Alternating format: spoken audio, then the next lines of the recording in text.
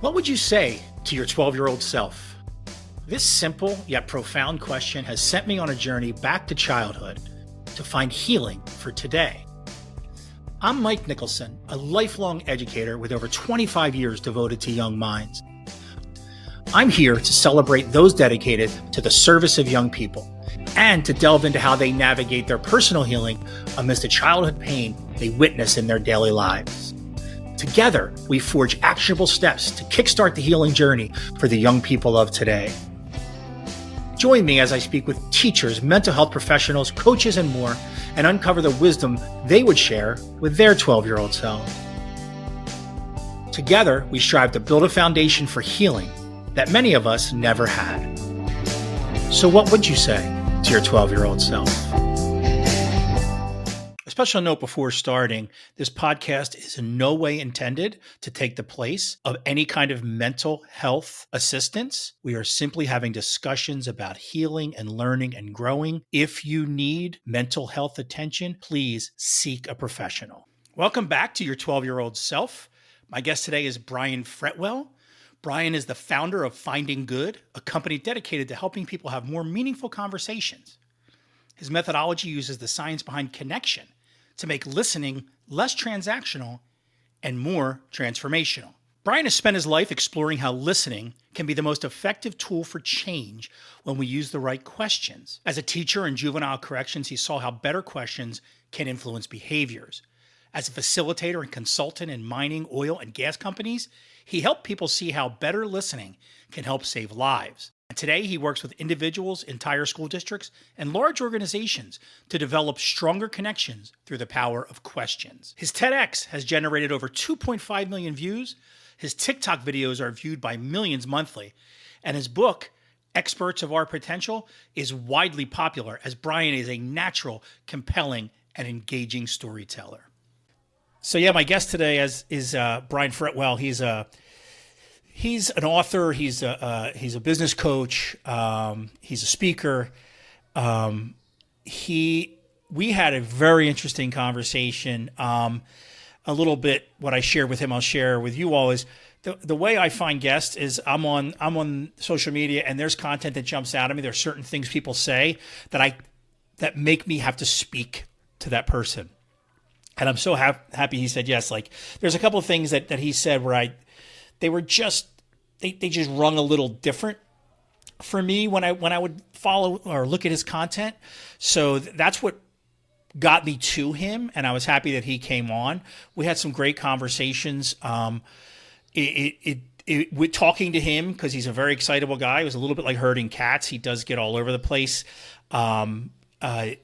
It took us a while to get into exactly what he does, but once we got into what he does, you'll see he uses the idea of a story and helping somebody tell their story in a valuable way to help people, right?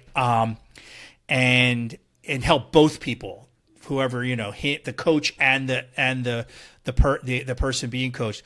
It was a really, really interesting thing. And you'll get behind the curtain too on a little bit on my own life. He asked me some questions that he would ask in a session, a coaching session. And, we got into that. It was really, really, it was a great conversation. And like I said, it's a little bit, it took a while to get started, but bear with us because it does get there. And, man, I love this one. I really love this one. So without any further ado, here's Brian Fretwell. Brian Fretwell, thank you so much for joining us here and your 12-year-old self. I really appreciate you showing up.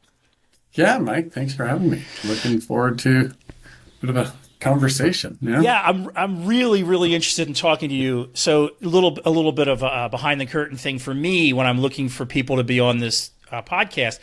It's content that just jumps out at me, right? When I'm looking around, so things jump out at me, and it's me saying, "Man, what is this guy doing, or what is this woman's what's driving them? Why are they doing what they're doing? Why is their content?" I start looking into it more, and there's always just one or two things that jump out, and I have to ask those questions because I'm so curious. Sure. But I'm going to start with, like I start every other one,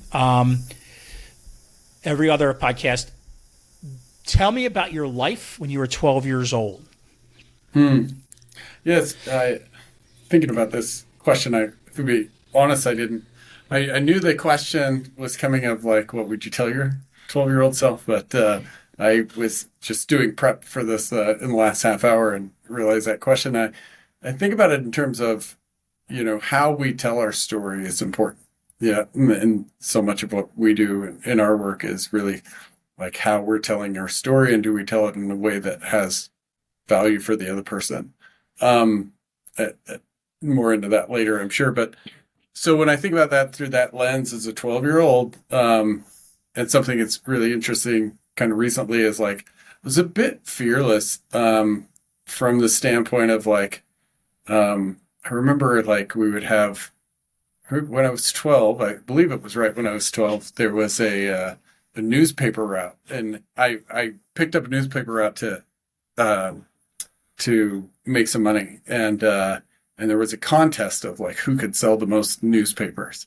And I lived in small town American Falls, and we were, the people from Pocatello, which was 60,000 people, were in this contest, and I won that contest, and I went to What state is that? I'm sorry. Idaho. Idaho, Yeah. okay. And I won the contest, and I got to go to Lagoon, which was, Idaho and Utah Disneyland, right? And I at that time I was I would go to the weight room every morning. I was 12, like, high schoolers were supposed to go there, but I went there every morning. And a lot of it was to avoid what was going on at home, but I think who I was at 12 years old was this the kid that luckily didn't know any better. Yeah. Interesting. And yeah, and I think when I think about that as 12, like, what, like any other 12-year-old, your experience is normal. So, whatever's involved with that Yeah, experience. it's all you know. It is Yeah. normal. Mm-hmm. So if you Yeah, don't yeah. mind me asking, and you can tell me you don't want to talk Mm-hmm. about it, but what were you avoiding? Yeah, there were things at home I didn't want to be a part of, right? There was, relationships and just things that, I don't, interestingly thinking about it, I don't necessarily talk about it much on the stage Yeah, I get or in that. person. Yeah. But, and part of that is not giving energy to it, if you will, right? There Yep. were certainly, so leaving home was about finding, like knowing that there were places that if I didn't leave, that I was gonna, wouldn't be healthy for me. So for instance, like my stepsister ended up, spending most of her life in jail for methamphetamine, right? And around groups like that. So there was, there were, just a lot of bad influences, but also some bad relationships that I was trying to avoid. Interesting. Yeah. Okay. Was that kind of element easy to get apart, easy for one to get involved with in the small town American Falls where you came from? Yeah. So there's a little bias there, in as much as like knowing it now, like, I was a white male kid in a white male town. And so, I had football, I had wrestling. My sisters didn't have access, to those things. And so, like, if you looked, there was. And so I looked, and I was, like I said, I was lucky enough that I didn't know better, right? I didn't know you weren't supposed to be going to the weight room at 12 years old. I didn't know you weren't, supposed to be, like batting outside of your league in terms of like where I was hanging and who I was hanging around with. But, at the same time, like, I think 12 years old is probably about the first time I got really drunk with friends. Okay. Around that time, there was like a small town gang that I got jumped into, which, there was fighting involved and everything, but I didn't think about it that way. I wasn't joining a gang. It was just like this group of kids that said, if you want to hang out with us, you have to fight four of us. And I fought a lot in those days. And, so there were just That's a fair amount going on. just such from an that interesting standpoint. Yeah. That's just an interesting snapshot of what you just, what you mentioned. American Falls. First of all, it can't sound more Americana than that. And it's just an interesting snapshot that there's these, that there's gangs, So okay, so you essentially you were lifting weights. That was your escape. You were an athlete, I Yeah, guess, right? Yeah. yeah, no, I wasn't. I ended up being a bit more of an athlete, but I certainly didn't think of myself that way, and I was awkward and I'm 6'4" now, but I kind of I was always had growing pains, and I was really awkward. I was uncoordinated, but I just had this work ethic that I sort of picked up from my dad, and yeah, it just I leaned into that, So that's where the paper route thing came from, where you won that yeah, thing. yeah, for Okay. sure. So what did your dad do that you got the work ethic from? Yeah, so my dad, he was so apparently the neighbors have a dog in our building. Okay. And sorry about that. I hope he That's doesn't okay. get worse. Um, the yeah, my dad was a truck driver for most of my life. He had worked. I was born in northern Idaho, and he'd worked in the mines. And then when the mining shut down, he drove truck in southeast Idaho, and he ended up driving truck until he passed. And yeah, but he was also a former Marine, and so that he Yeah. fits the mold of all of those things. Yeah, but How old yeah, were you when he passed? 2 years ago.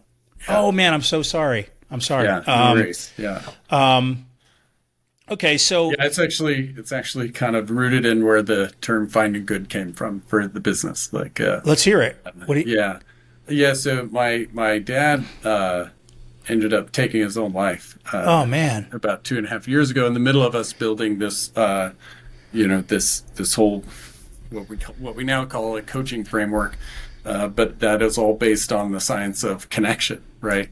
And the person I was closest to in my whole life is my father, only second to my wife, but father had a little more time, right? Yeah. and Yeah. anyway, it was yeah, where the name comes from is after he passed, I was in my office at 3 in the morning because it was like a week or two, and I hadn't really slept in a few days. And at 3 in the morning, I just realized, he was the one that always asked me questions about, you know, he was always excited about what I was doing. He was always interested in what was next, and so he was always finding good in what I was doing. And I had this moment of realizing that he was doing that for me, but I wasn't necessarily doing that for him. And I at 3 in the morning, I wrote finding good on a window in the office that we had, and it stayed. And then we ended up having to buy findinggood.com, which was like more expensive than it should have been. I was wondering about that actually, but first let me just say that story is so touching. And I've done a good handful of these interviews, and that's probably one of the more. It's just one of the more ones I felt closest to my heart. I just want to that. share that with you Yeah. because it's just, quite frankly, because I knew you weren't comfortable really with getting too vulnerable, or at least it wasn't it wasn't not weren't comfortable. I think it just wasn't in your wheelhouse. You know what I mean? Yeah. And to share that just meant a lot for me, right? So that's Yeah. all. That's all. No, it's one of the things in like we were talking about when I'm 12 versus talking that I tend to be very transparent about a lot of things, and then there's some things that that it's the delineation between what's my story and what isn't my story. And also I'm married to a counselor, right? And so much of like our framework is like we really look into, okay, what are the questions we are asking? What is the impact of the question we're asking? And I've always kind of been in the like asking some of the, what, using my wife's terminology, like trauma related questions. I try to like really balance the line of like, okay, how am I asking a question? What story am I putting the person back into? And is this a story that I can catch them in, that I'm trained to catch them in? And so for me, like thinking about like the part of being 12-year-old there was a fair amount of abuse most of my life. The reason I don't tell that story is that I'm not interested in giving the energy to the abuser. Man, this is really interesting. It's really interesting. And my 12-year-old story being that the kid that was just, I mean, I did the newspaper thing and popcorn, and I was just fearless in a way, and fearless from the standpoint that I didn't know any better. And for me, when I think about 12 and I think about that kid, like that's the kid I'm trying to replicate. Like that's the kid I'm trying to learn from. Right. Do you ever wonder? It's interesting, and I want to get into your trajectory in a minute, because I want to get to where we got to this finding good. I'm curious how that got started, but it's just, I want to point out that I have had this conversation numerous times, and one of the things that I'm driven by, or the question I'm driven by, is, I don't know if I'm driven by it, I'm haunted by it actually, is how do I square in my brain the knowledge that I know that I am supposed to be present at all, and that's the most healthy, valuable thing for myself, for my family, for my child, for all of it. But I'm so, where I came from, that trauma from 12 years old, I'm nothing without that, right? That's who I am, right? So how do you square it, right? Yeah, can I make a delineation? And you feel free to 100% agree with me. Where I strongly disagree is that it's the trauma that did that. But if you wait, it's not the trauma that did that. It was your response and your community's response to that trauma. Yes. I love that. So my point is like, that's the question that squaring those two things has been a huge part of my journey here with this podcast. So as we talked about, I retired a couple years ago from working with young people, and I felt like I was always now in reflection, I'm realizing I was always reliving trauma with the child in my office who was going through some garbage, right? So that's what led me here. And I talked to somebody, matter of fact, it's an episode that just dropped yesterday, and I asked him about that. And he gave me this great analogy. And he said, every day I get in my car, I think about this. He said, I look at my windshield and it's giant. That's everything that's ahead of me. But then there's my rearview mirror. It's like I can't forget that totally, because it is part of who you are. So it's just interesting, this conversation. It's just interesting that And the way I look at it, and what we look at through the lens of connection, is that when I think of my past stories by myself, my brain has a negativity bias. So 75% of that story is going to be what I did wrong, what I should have fixed, what went wrong, right? And that's fine, but it's not the full picture, right? And what we can get into in connection when we're talking to other people, that's actually sort of in the human design that so I can, if I asked you what was the best part of that, or what did you learn, or how did you grow in that, you're able to access parts of that story that you wouldn't on your own. And so it's two parts. We want to be there for somebody when they need to share the trauma. Where for me as a practitioner, I'm not suggesting this, Frida, I'm just really outlining how I look at it and how we kind of teach it in our coaching framework, is I'm not going to ask about the trauma because I don't have permission for that. What I can ask about is, hey, how did you get over this challenge? How did you work through something? Because where I have permission to ask that is because your story of how you worked through the trauma has inherent value for me. So what I'm saying by saying, how did you get through the challenge, is your experience has value for me. And therefore what I'm saying is your story has inherent value. Therefore you have inherent value. If I ask you about your trauma, I may indirectly be saying your trauma has value. Got it. And that's not what we're saying. And I say that knowing full well, again, I go home to a counselor who asks those questions all the time. But when somebody comes into my wife's trauma seat, counseling chair. Yeah. Trauma seat. That's what I should call it. Like, she call it the trauma seat, babe. I just have all these visions of what it would look like. Oh, yeah.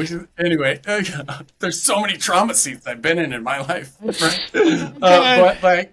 But she has inherent permission. But even for the counselor, right? They're trained to, ask what is present, what they're comfortable with, what they're giving, in the time. And I just think that why I'm so, focused on that delineation is that, like, I've been and I've put others in sharing something that they might not have been prepared to share. And I've also shared things that I wasn't prepared from the guise of trying to help. Okay. Right. Got it. And I appreciate that. That's not a criticism on anybody. That's, again, I get, that piece of permission becomes really important to me because I've screwed that up. Got it. A lot. I hope, right? I hope you don't feel that I was trying to make you too vulnerable in the beginning. Yeah. Okay. Yeah. No. Okay. No, it's it was just it's explaining like how because I tell you about the fearless me, like that, like it's like purposely telling that part of the story. Right. Because yes, it's energizing. Yeah. It's great. No, it's great. And I appreciate the perspective because I'm still building I'm still on this journey here of trying to work through all of this, right? And this is all part of it. And the way you explain that is so helpful to me because in my head, what this podcast is about, it is about understanding that we're bigger than our trauma, right? And that what doesn't define us. And I want to celebrate those of us who we've all had it, but I want to celebrate anyone who came out on the other end and is now turning it around to help, right? That's the whole basis. And for sure. And I appreciate that perspective. I really, really do. And a lot of it is the question is, why am I trying to help? Right. That's all part of it too. Am I doing it to serve that 12-year-old kid of my own, my 12-year-old self, Yeah. And I think it's inherent in what you're asking. And what I mean is, like, if you're interviewing people that there are, we know they've had a story at 12, right? And so for me, that story had to do with abuse, had to do with drugs, some other things, right? If we know that person has a story, like they were in maybe a rough place or a traumatic place at 12, and they're somewhere else now, then we also know that there was a 12-year-old badass out there. Yep.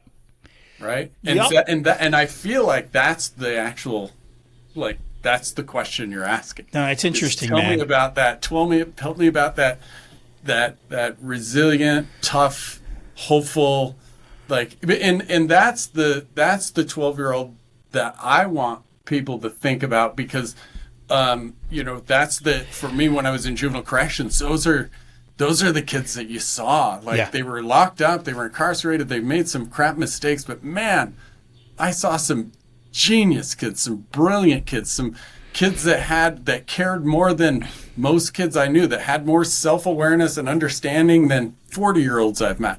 And I think those are the, and that was, I'm sure that was you, 12 years old, right? It's just so interesting because I'm not there yet where you are, right? I'm always my empathy goes off the charts for those young people, and I'm constantly trying to rein that in.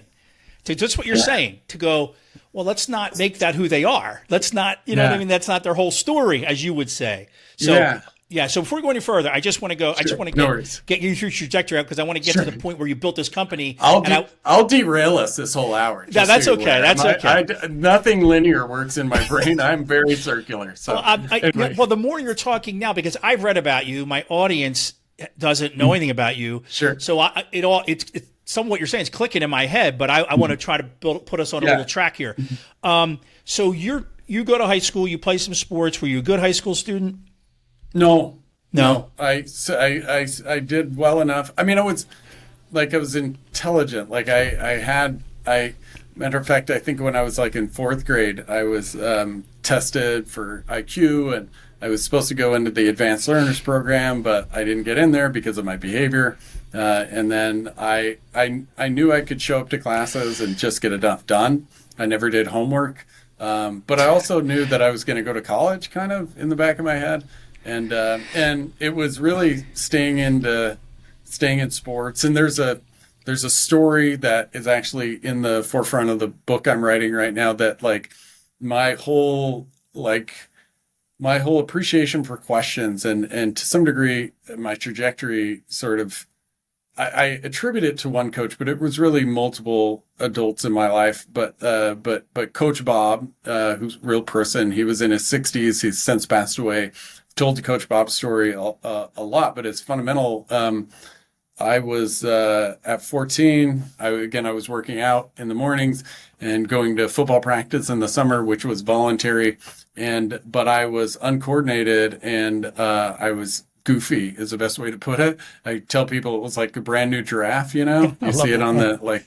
the legs and the arms don't work right. And I was getting laughed at a lot, right? Like, I mean, just like not just by kids, but by coaches, by other folks, because, like I looked ridiculous out there. And I was really contemplating, like, am I going to stay in sports, which was kind of the only thing keeping me in school, or this other route? And this other route, the folks I was hanging out with in the other route, a few of them never made it past 18. A few of them, went to jail for different reasons. And so I had, not knowing, this sort of choice to make. And anyway, we're out there on a practice one day, and Coach Bob has us all stand in a circle, and he said, I want to know what position you all want to play. And everybody's going down like the last in the circle. Everybody's like confidently saying quarterback, linebacker, whichever.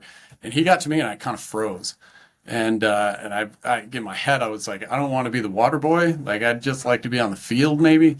And he looked at me and he said, hey, I'm curious, I'm trying to get kids to work hard all the time. And I've just noticed that when you're in the gym on that punching bag, like you just don't stop. Like you're 120%. Like, where did you learn to work that hard? And it was just, and it's that piece that I remember, whatever the other words you use, like, where did you learn to work that hard? That, like, I remember telling him the story of my grandfather was a boxer in the Navy, and my father had taught me to box. And my father said, "Well, if you have to use your hands, like you never do 50%, like whatever is there, like you attack it." And part of that was his Marine training, right? But so I was that kid that, like, everybody else was just trying to get through the 1 minute workout or 4 minute workout, or whatever. And I was trying to tear the damn punching bag off the wall with my fists.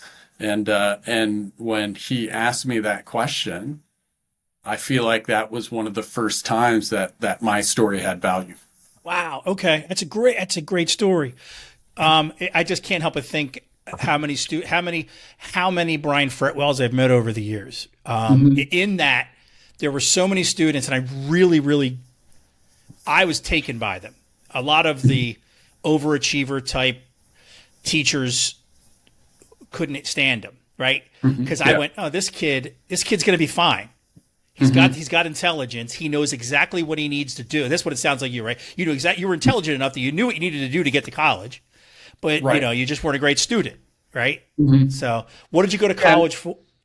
Oh, my undergrad was in education. I ended up being a teacher. I taught in a juvenile corrections facility, was the first job out of college. But I was planning on being an attorney, and kind of glad I didn't. Yeah. But there's a, and I'm sure we'll talk about this a little bit later, but there's a delineation that I make that I didn't know for 20 years until I started doing, the work I've been doing for the last 4 years with Finding Good. Like, I used to believe that the question that Bob had asked me was just this one that helped me see things in a different perspective, and that what got me to shift was this person that knew how to ask a question that got me to see the good things in me. But fast forward 20 years later, I'm on the TED stage, doing a TEDx talking about asking questions. That TEDx ended up getting like 2.5 million views or something like that. And on the stage, I realized that I didn't know what he was actually doing. Like, I got really good at asking questions that do help people see that. But what I think Bob did, and how we look at it now, is Bob didn't ask me that question to change me. Bob asked me that question because he saw inherent value in it, and he was naturally curious about it. And the delineation is important, I think, for anybody working with another human, but especially adults working with kids, is our interest in them genuine, or are we just interested in changing them? And that little shift is so important, because I thought for years my job as a practitioner was to change people and from a great place, seeing the best in themselves, seeing all this good stuff. But if I do that as a practitioner, it actually, like, the connection doesn't fully create. What Bob asked me that day is, tell me about your experience, because your experience is going to help me be a better coach. Versus, tell me about your experience so that you see it and become better.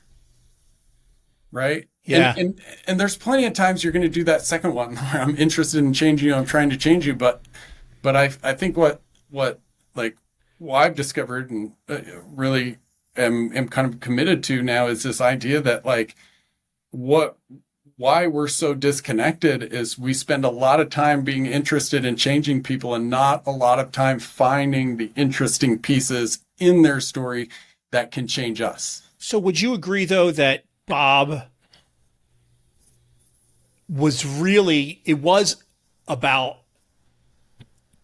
was about serving you? You don't think so? You don't think that? I mean, yes, and right, like I for him. So one thing that was interesting to me is, like, before he passed, I asked him about it. Do you remember this conversation? I said. He didn't remember it. He remembered plenty about me and what I was doing, what I was trying to do, but he didn't remember the conversation. The question he asked me was, like, hey, how did you work so hard? And the reason I believe he didn't remember it is because that's how he approached everybody. Okay. And the reason I thought that, yes, it's you said he was coming from a place where he wanted to be a better coach. Yes, but I think for him to be a better coach, not that I can put myself in his Sure. head, he wanted to know how to serve you. And by getting into your head, like, how can I make you better? Yeah, so that's where I push on the delineation. Interesting. Right? It's so interesting. Because it's actually a little both, right? Like, that gives him a better idea of how to serve me. But if it's only that, then that's about changing me. If it's, boy, you've been through something, and I had it a few years later after I thought about it, that wrestling coach, Coach Dalkey. And I remember him bringing me into the office, and this is like a really good example of how this works. Is there was another kid who actually lived like 2 blocks from me, similar situation, actually arguably worse situation in home life than I had. And he was coming to practice and not coming to practice sometimes. Coach Dalkey brought me in, and he said, Brian, we can't figure out how to get through to this other kid. Like, what made you keep coming to practice?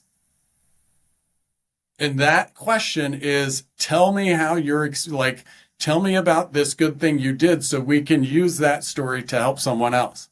That, like, Dalkey didn't ask me that question to change me. He saw the value in my story and how it was going to help him change others or understand something.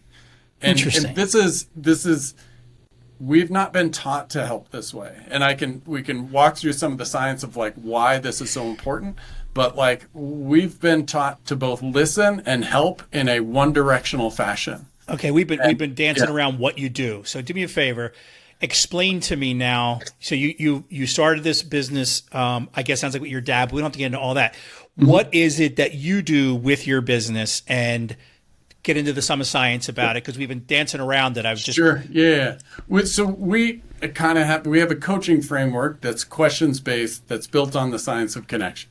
The best way to broadly explain it, is a metaphor that we use, right? We call it the blueberries. You might actually reposted the video recently. And just for the listeners, if you and I were in the same pack, we're sitting around the campfire. We rely on each other for survival. Meaning, if you get food, I get to eat. If I get food, you get to eat, right? So we understand that pretty easily.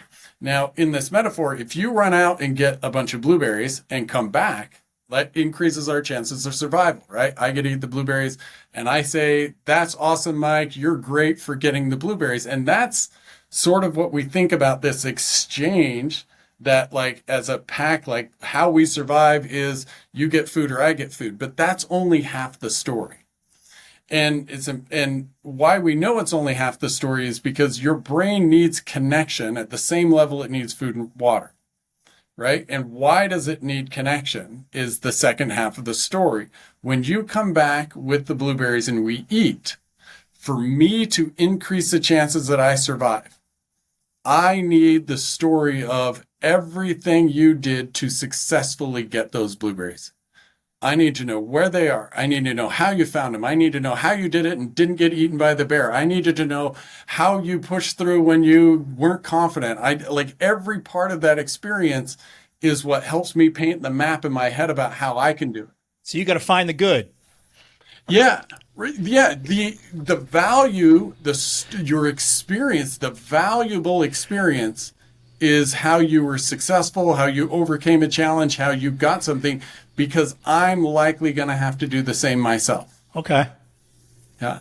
And so if we take that metaphor, right, then it changes the way we look at listening a bit, right? So most listening is, if we think about it this way, if I'm going to ask you some questions and you're the one talking, who gets the most value? If you're asking the questions and I'm the one talking, who gets the most value? You do. Yeah. Tell me more about that. What do you mean I do? So if I'm asking you, like, especially in the context of what we're talking about here, if I'm asking you a question about your life at 12 years old. Yeah. Right? Because you haven't talked to anybody about it, and I just want to be here to be present for you talking about what happened to you at 12 years old. Who's getting the most value out of that conversation? You are. No? Tell me how. Yeah. Well, I know the story. Mm-hmm. So you're learning something new. Is there value in you telling it? Is there value in me telling the story? Mm-hmm. That's tough, you know, because I believe that we tell our stories in a guarded way to like it goes back to one of the things you said about credibility versus credibility to you, right? It's like, mm-hmm. and I was thinking of the fact that like I'm a very outgoing person and I wear my heart on my sleeve, and that's bullshit. Mm-hmm. I'm controlling everything you know about me, right? Sure, right. So I believe with me talking, I'm controlling the narrative, right? Okay. So that's let's change the context just a bit. I'm going to go home in a few minutes, and if I don't ask my wife about her day, how's she going to feel? She's not going to like that. Right. Okay. So who does it benefit if I ask her how you?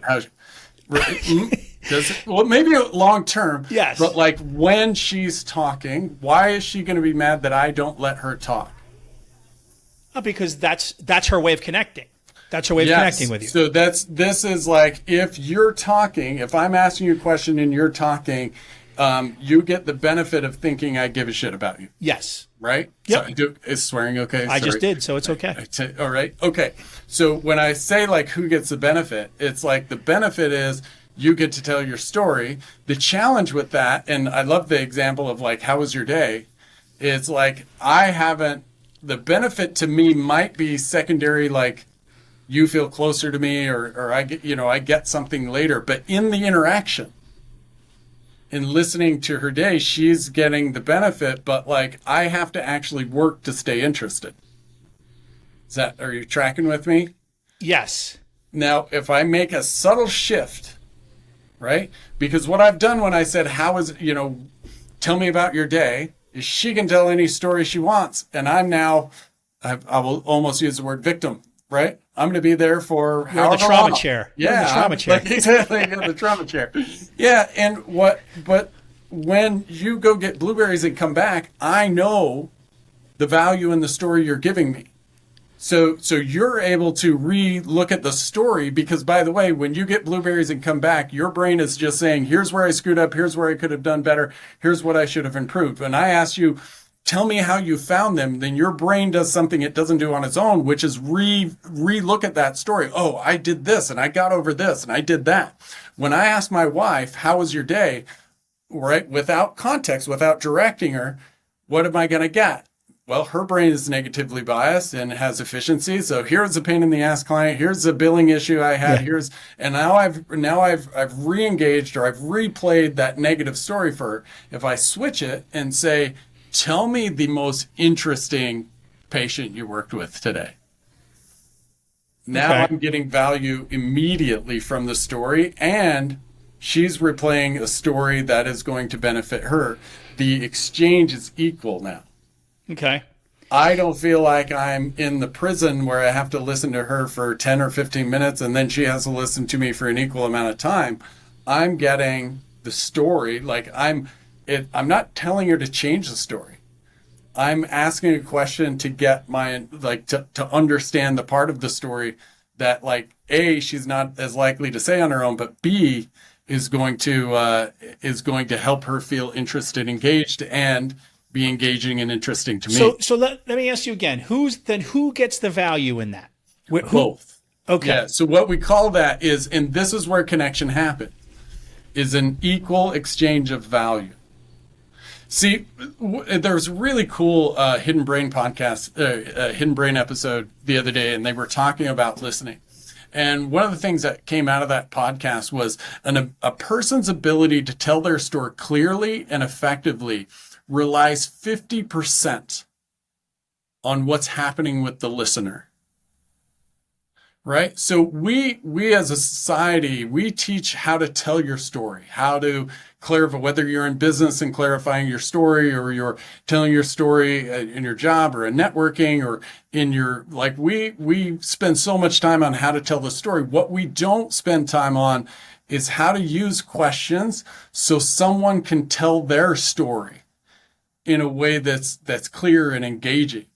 Okay. And that's the thing. We've all told stories to somebody that wasn't engaged and wasn't interested. And what we think is that, oh, it's my fault as a storyteller that I wasn't engaging, or it's the other person's fault as the storyteller because they weren't engaging. But what we're saying is that, like, whoever I'm talking to, it's part my job to help them tell that story in an engaging way. Because everybody wants to tell their story to someone who's interested and engaged, but that's a two-way. It requires both people. Yeah. So in regards to a practical application of that in a coaching setting, what does that look like? What does that do? What does that do for that? Yes. Think what is the first question coaches ask right now? And this is almost in it's so endemic in how we've been trained to help. First question you get at a coaching session or your physical therapist. What do they ask? How you feeling? Yes. Okay. Now let's look at the brain rules here. Your brain is 75% negative bias. 75% of your thoughts are negative, right? So how do you feel? I've got a 75% chance of hearing what? You're right. Here's where I screwed up. Here's what hurts. Yeah. Here's what sucked. Or right? I'm at the physical therapist. It hurts a little bit. Yes. Yeah, yes. Exactly. And so all of a sudden, now me on the receiving end, I think that's the whole story because that's the only part you've shared. And because now every time you access a memory, you relive that memory, right? Mm-hmm. You amplify it. So it's now easier for your brain to access that part of the memory, which means that becomes the only part of the memory, right? So just switching as a coach or as a physical therapist, Like, hey, we're going to cover everything when we're here, but the first thing I want to hear about is what are you most proud about since you left here? Or the physical therapist, what's the best you felt since you were last here? Let's start there because that's going to help them access the story that they can't access to on their own. That doesn't mean we don't cover the rest of that, but that piece will change the trajectory of the conversation. So as a coach, what you're doing is you're training people without them even knowing it to lead with what got them the blueberries. Yes, and because that's ingrained in our DNA. That's how we are designed to connect. That's how we're designed. That's why connection is as important as food and water, because it's in that connection, it's in that equal exchange of value that we co-create a vision of the present and the future that we almost can't create on our own. So not trying to give all your business secrets away, but we are absolute open book. So where does that then take you with a client, right? You start with that. Mm-hmm. And really it's like almost, and if I'm hearing you correctly, you're what? So now we're into where I'm going to ask you questions, because as opposed to telling you, let's do it. Yeah. So right? Like now you're talking about building, what you're doing is you're setting a foundation of positive, right? Is that what you? Valuable. We use the word valuable because it may not be positive. Okay. Right? Oh, but it's valuable to somebody's growth. Yeah, it's valuable to me as the listener. Okay. It's so counterintuitive, but you're gonna get it here in a second. Okay, go ahead. Is there a current challenge you're dealing with? A real current challenge you're dealing with that you're comfortable saying out loud? I mean, like beyond trying to build a podcast audience. Oh, tell me about that. Okay, what is your challenge in trying to build a podcast audience? I am not.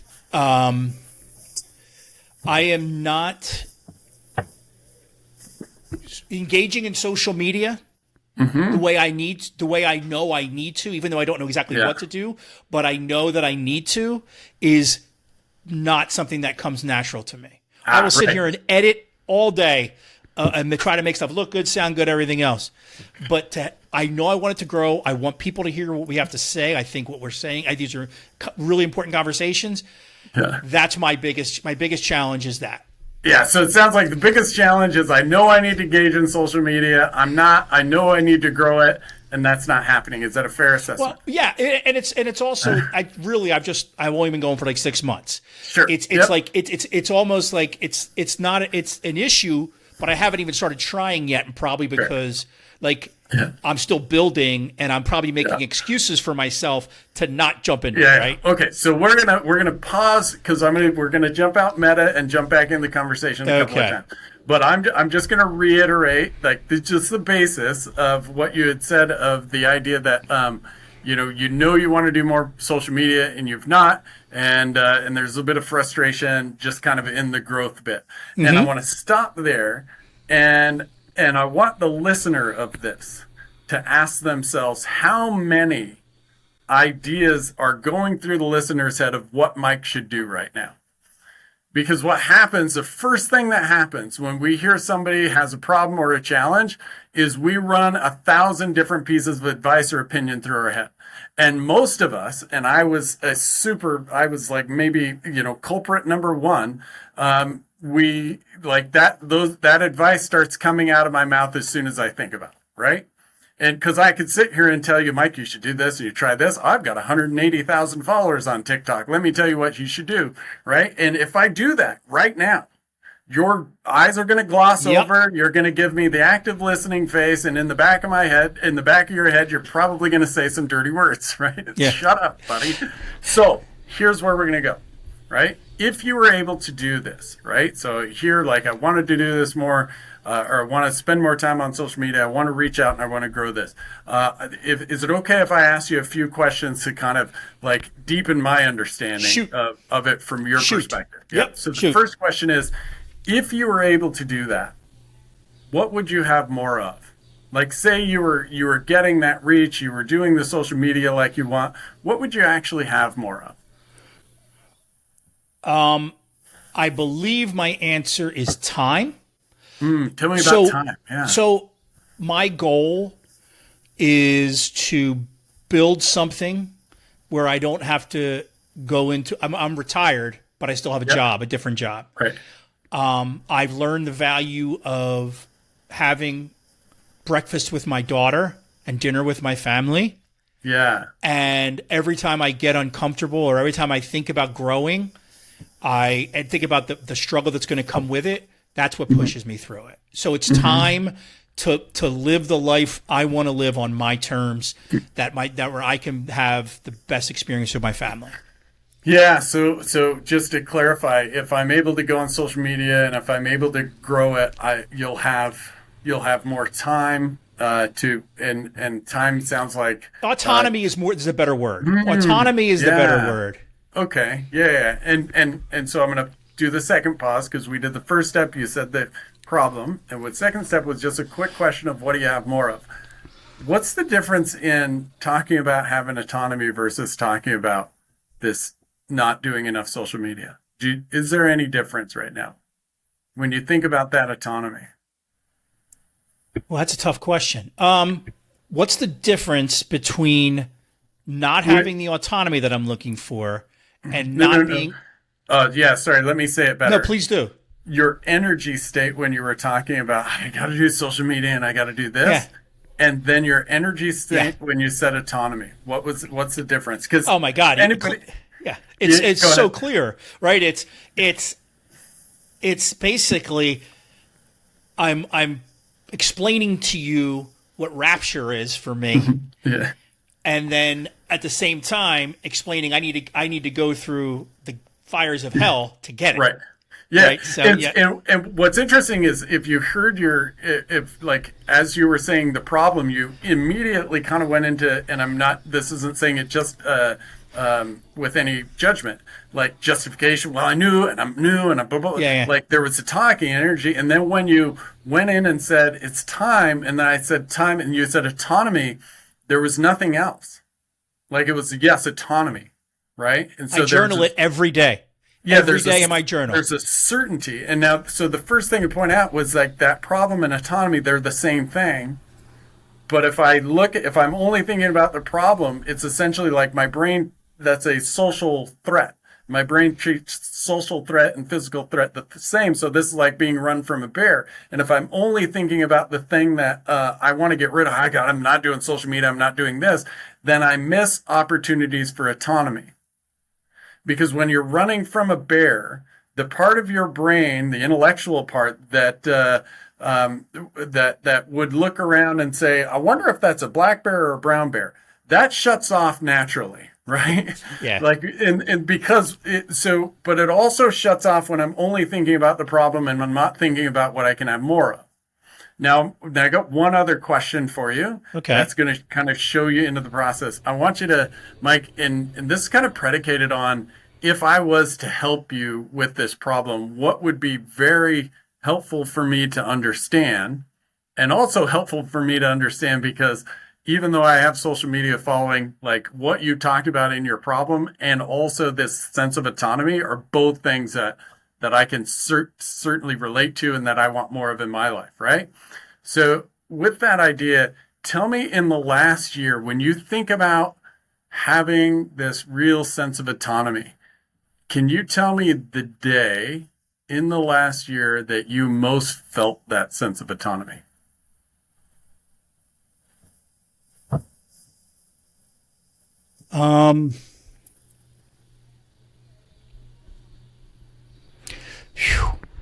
And it's okay to say the first one that pops up. The first thing that popped up was last Wednesday. I'd worked for 6 months to build a podcast. Yeah. And I dropped my first episode. Yeah. And I felt like so proud, and I felt so like it was a step. I knew that's the feeling that I had was like it was me. I did it. It was all me, and this is what I'm chasing. This is the dragon I'm chasing, right? Yeah. So that's when I felt it. Yes. Was it like? When did you feel that? Like right when you pressed upload? Like where? Like walk me through moment by moment. Like where this how that like lit up like that. I could tell you it was. Well, There's two things I'll tell you. One of them was, and I'm probably going to cry. My wife is amazing, and I usually am doing. She gave me a little card, a little R2D2. I put it in my wallet when I went to work that day. Yeah. And it was a little R2D2 thing, and she said, "Hey, it's launch day. I'm so proud of you." Blah blah blah. It meant everything to me. Now every time I'm working, it's sitting right next to me over the past week. So that was one of them, right? But then, like, I had scheduled the podcast to drop or to launch on Spotify at 10 a.m. Now all my public stuff said 11 a.m. because I wanted to make sure it was there, right? Yeah. I didn't know what the hell was going to happen. I know. I put my RSS feed. I'm sorry, I'm rambling now, but I put my RSS feed in Apple Podcasts and Amazon and in YouTube, and I go, I don't know what the fuck's going to happen. Is it just going to upload? I don't know, right? So I sat there and I had a pretty open morning at my job, and I'm looking at my computer and going, holy shit, there it is. And I should put this picture on when I edit this. I moved all the windows that my main podcast page was streaming on. Apple, Spotify, YouTube, and Amazon in one monitor and took a picture of it. Yeah. And that's what I posted, and I said, hey, we're live. Right? And I went, that's fucking awesome. So there you go. Because it meant what? It was just meant like, man, that's a tough question because I don't often get to do something, to work that hard on something and that long on something because I generally am not good at that in general. I'm generally not, I'm not good at sticking with things, right? It was, and I had been institutionalized as far as working at schools, right? I was always I was never serving me. I was never really serving kids, right? Yeah. And I go, really what it meant was every moment in my life went to this moment because what I'm trying to do is just help people feel like they're not alone and that however they feel is okay, and we're all in it together, right? And that's that to me is what I want from this. Yeah. So that what to me was like, man, I did this, and I have content, and I have conversations, and I have stories, and I'm celebrating people. Yeah. And I'm serving the people I want to serve now, and I'm doing it all for me. Yeah. So in that moment of autonomy, you were measurably being helpful. Yeah.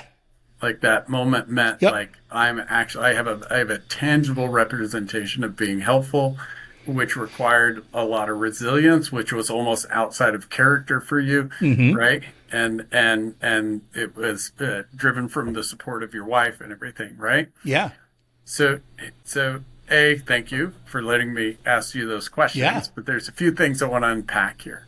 The first one is when we think about help. If I was helping you with the problem you first started with, am I going to be better positioned to help you after this conversation or worse? Better. Yeah. And in your mental state, are you better able to are you going to be in a better position to actually come up with ideas and follow through on them? Yes, than you might have been when because you brought everything valuable, as you would say, to front of mind. And here's the part that is going to be hard for you to recognize. And it's the value that story provided me. Because what you don't know is I have a pretty high level, I have a pretty well diagnosed, maybe you can say, ADHD. Like the majority of my life was not following through on things. Like I've got potential and going to do things. That I'm also driven from that, I want to help people, but I've always wondered if that help, if anybody gives a damn, if I'm doing more harm than good. And hearing you have that moment, validated my own moments, gave me permission to celebrate when I'm in those moments. Right. Mm-hmm. And I was able to get that because this is one of the hard things to understand. is when I'm asking you those questions, I'm looking for myself in your story. Okay.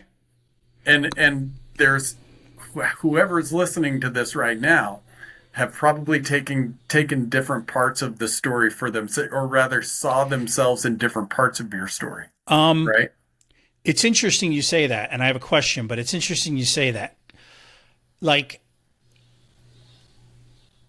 I completely understand what you're saying. And I Mm-hmm. completely understand what you're saying about the listeners.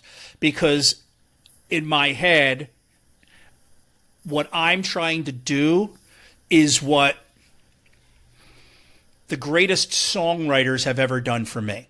Mm-hmm. You know what I mean? Like, And I I just want a little correction, what you are doing, I'm sorry, not what you're what I trying to am do. But go doing, ahead. Yeah. and Yeah. the what I want people to get from it is what I Mm-hmm. have gotten from the greatest songwriters, and Yeah. it's this feeling that, man, that guy knows what I'm going through, and that Yeah. guy, but it's okay. You know what I mean? And Yeah. like I have a very strong connection to music and words and lyrics, so like that kind of stuff really moves me. And I don't want Yeah. to sound like I'm anything close to what Bruce Springsteen is, but he's important to a lot of people because of his words, and it's because of Yeah. that. It's because of somebody's able to speak for somebody else, right? And this is, and I love that you put it that way, because we're taught to, like, Bruce Springsteen did it because he's this amazing storyteller. But if we know how to ask questions in the right way, that story is available in every person you talk to. Yes, I believe that. Yeah, but if we wait for them to know how to say it, we'll never hear it. Okay, It's yeah, as the person engaging, I have to, like, the art is, how do I help this person tell that story, because I want to hear the music. got it. Okay, let me ask you a question, just business wise. Then, how Hmm. does that help you? How does that help you coach? Like, Yeah. well, how do you So build? How do you turn that into how do you monetize what you're? Because all I'm hearing you say is, "Oh, I have that's valuable to me." It reminds. All I'm hearing is it reminds me of my own journeys and my own struggles, mhm. and that means a lot to me. But Yeah. how does that turn into a coaching practice? Yeah, so I mean, so we can look at it. So we mostly coach coaches, but we coach in the process. Meaning, so if we just took this and what we did was just the first two steps, and there's five, which would be like, how did you the additional. So the steps we took is, what do you have more of? Where did you have it before? The other step would be, how did you get there? What was your the effort you put in, the time you put in, the strengths you utilize, the skills, the knowledge that allowed that to happen. And then the third question is, how is the world and you better because you did it? And now we have a clear understanding of that story. And once we have that, then the final question is, based on that story, what can you do more of? And now, because I've asked all those questions, whatever knowledge, insight, opinion, ideas I have for you are going to be laser focused, because now they're coming through a shared understanding of your challenge. And that challenge is what you're saying is what you've gotten us to a point where, all right, Mike, what do you need more of? We both know the stakes. We both know where you are, what you're doing. What do you need more of? Yeah, so the little shift is, what can you do more of? What can you do more of? What does this story tell you is the obvious next chapter? And what we find is that the majority of like, whether it's a goal or a problem, why we go to count, and you can reflect on your own experience like this.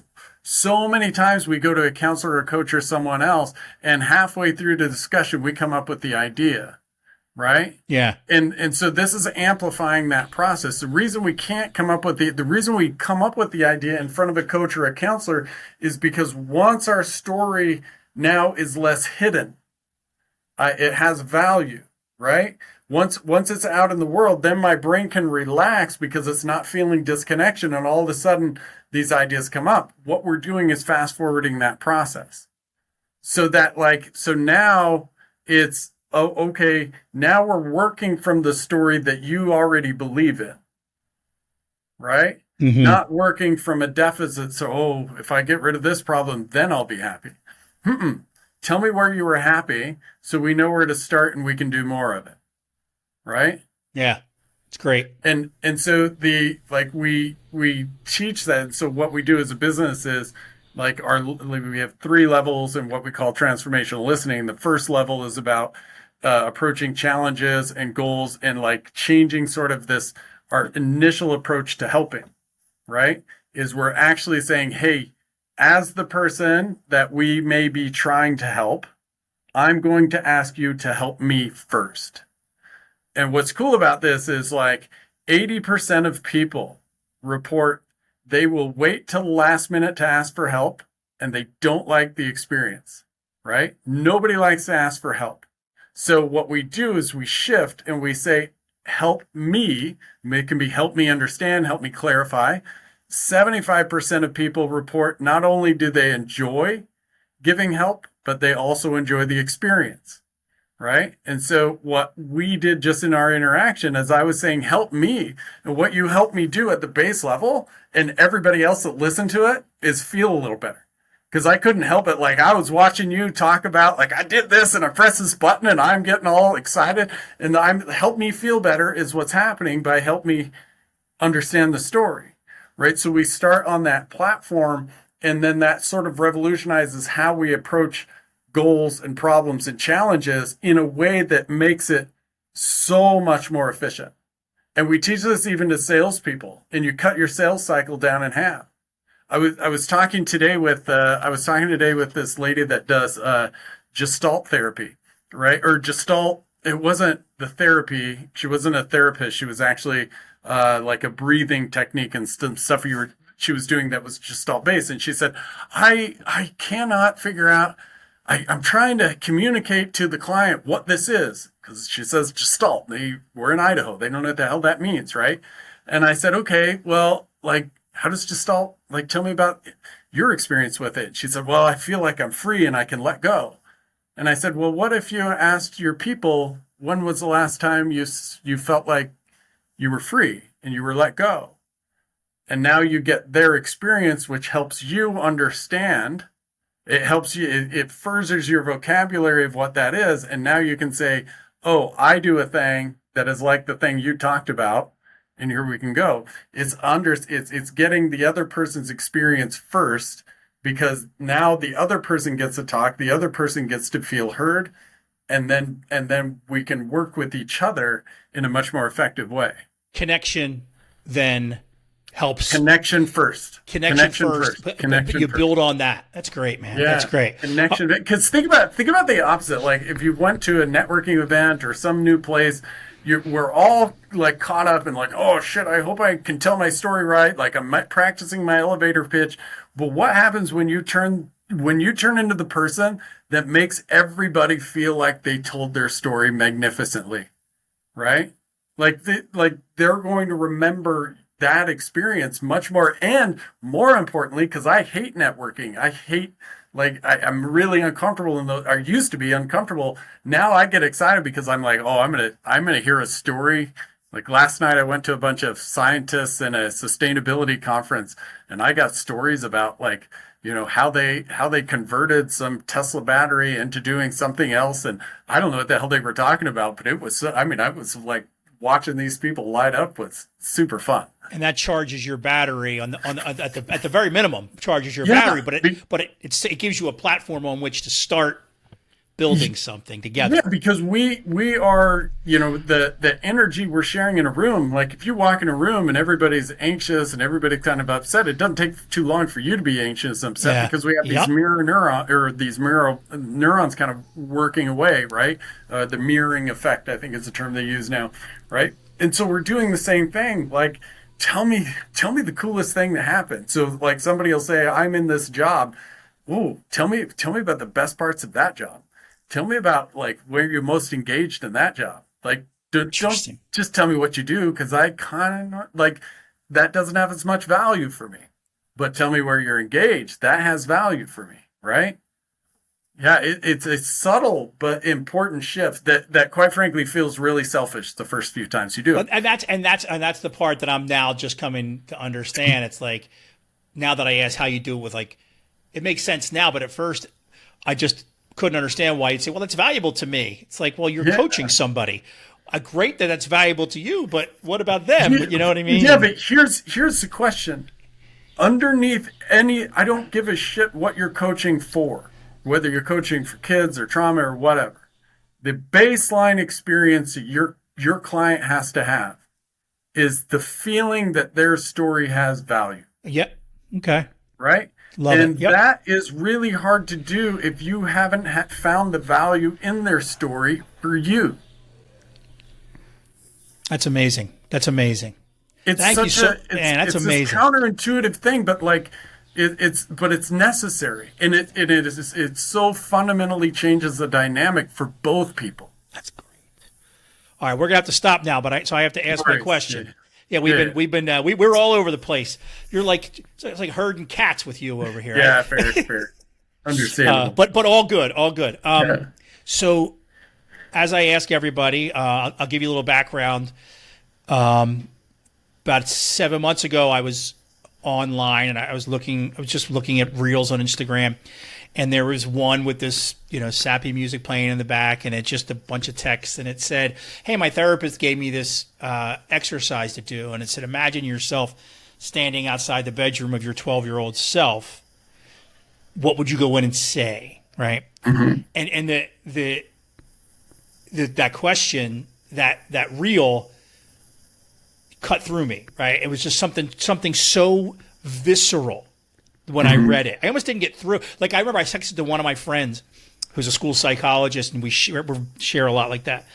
And I said I didn't get through this without crying. I didn't get through reading that thing without crying because I could see the paneling in the house. I could see the awful blue carpet. I saw it all, and I think I stopped myself from going any further. Right? Sent to my friend, said the same thing.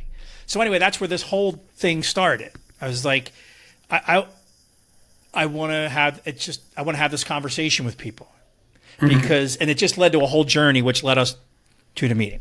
So let me ask you, what would you say to your 12-year-old self right now? Yeah. And Julie had sent this to me, and I've been like super excited to answer this, if you will, because what I would love to say to that kid every day is tell me how you did it. And specifically on that, like how they did the newspaper route.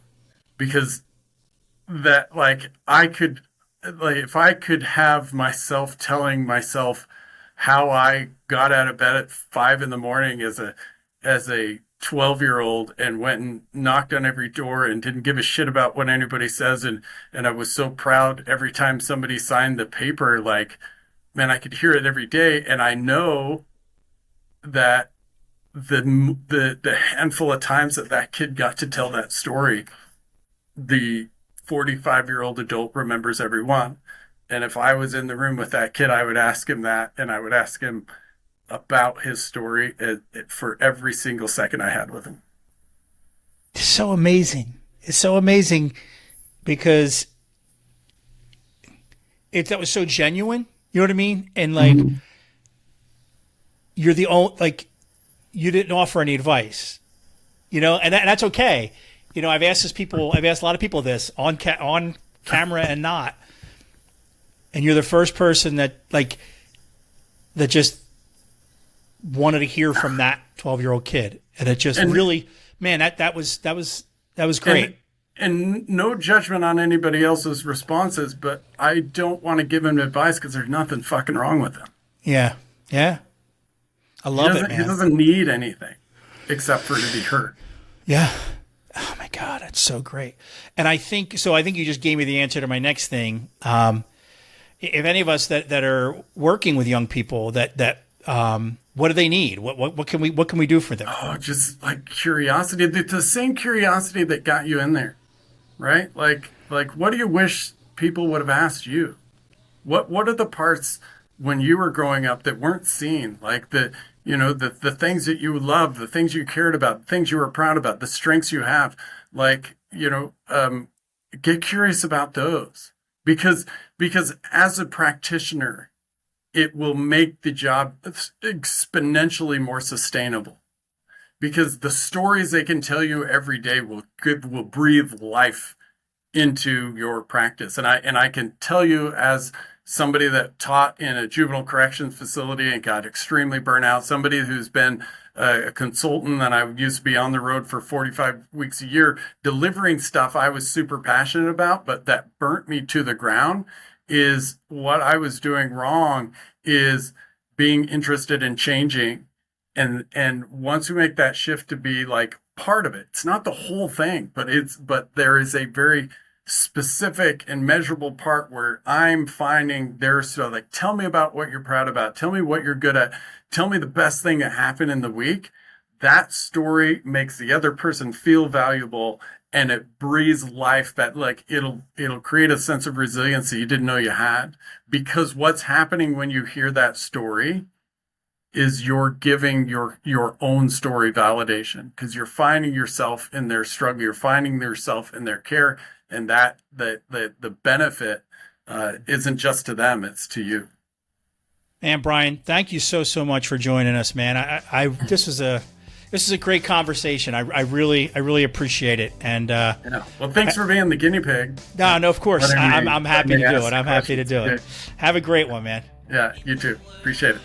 Thanks once again to my guest, Brian Fretwell, who's the founder of Finding Good. You can find all the links to his socials and his website and everything else you need in the show notes. Thanks so much, everybody, and have a great day.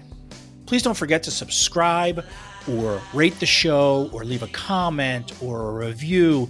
Share with your friends. Anything that can get us to more ears would be greatly appreciated.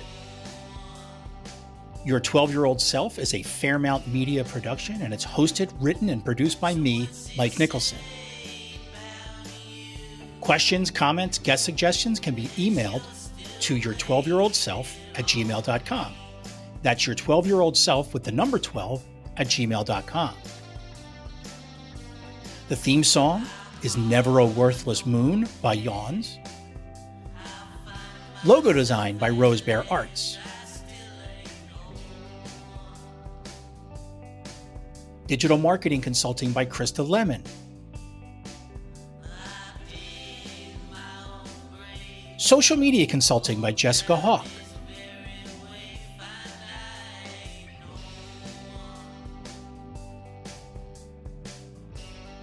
Special thanks to Ron Cornwall and Sarah Finney.